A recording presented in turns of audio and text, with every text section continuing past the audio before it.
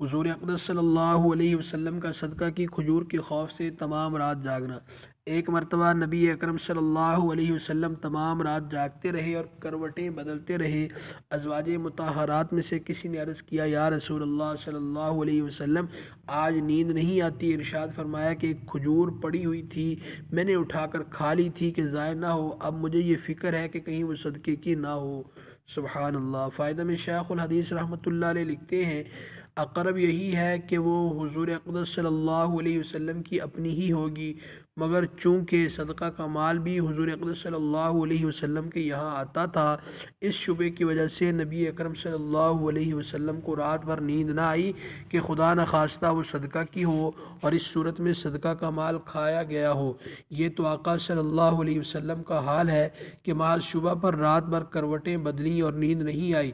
اب غلاموں کا حال دیکھو کہ رشوت، سود، چوری، ڈاکہ، ہر قسم کا ناجائز مال کس سرخروئی سے کھاتے ہیں اور ناز سے اپنے کو غلامان محمد صلی اللہ علیہ وسلم شمار کرتے ہیں۔ یہ جو غلاموں کا حال لکھا ہے حضرت نے، یہ اب کے دور کے جو ہمارا حالات لکھے ہیں کہ یہ تمام بری عادات ہمارے اندر ہیں۔